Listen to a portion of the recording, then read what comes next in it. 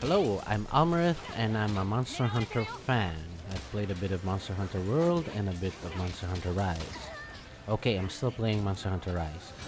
Also, this is my first video, so if you're not going to like and subscribe, I'm going to be very sad. Just kidding, on the sad part. I guess I'm very chill that way. Anyway, I'm here to bring you the best build for elemental weapons for Title Update 4. That's Monster Hunter Rise Sunbreak. Now we all know that Strife plus Dereliction or Strife plus Berserk gives us some of the best elemental builds damage-wise for the current meta. However, with the Title Update 4, it gives us a lot more options for the skills that we can augment using the Armor Augment with the Blacksmith. One of these options is the Mail of Hellfire.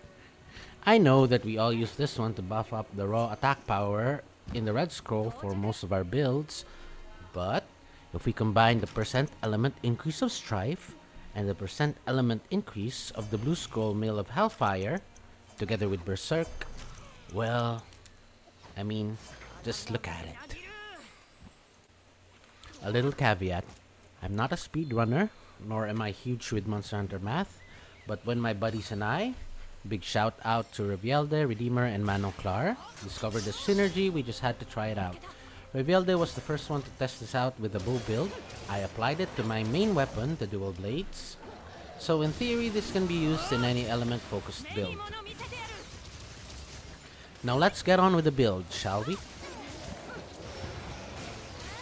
So use the whole Chaotic Gormagala set since there's a lot of great skills there already, like Strife 3, Resentment 5, Bloodlust 2, and Coalescence 3.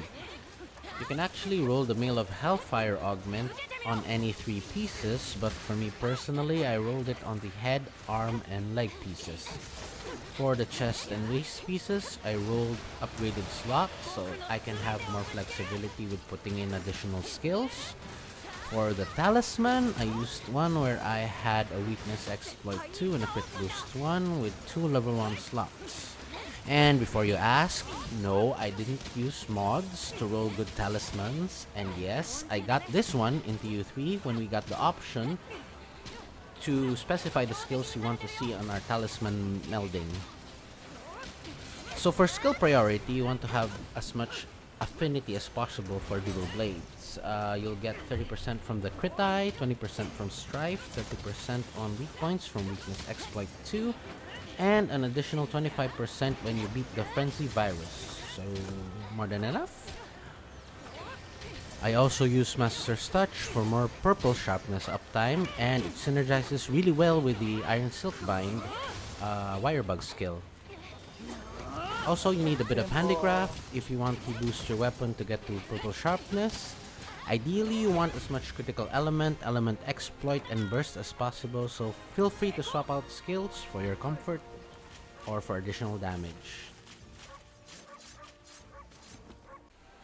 Now let's see this baby in action against our mortal enemy, the Training Dummy.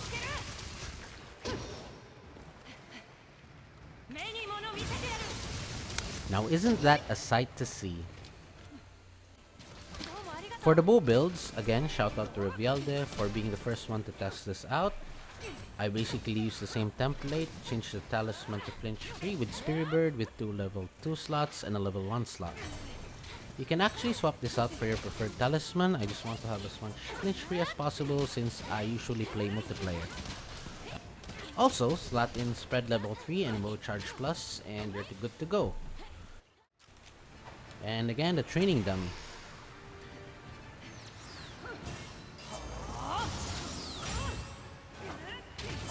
And like the famous infomercial says, that's a lot of damage.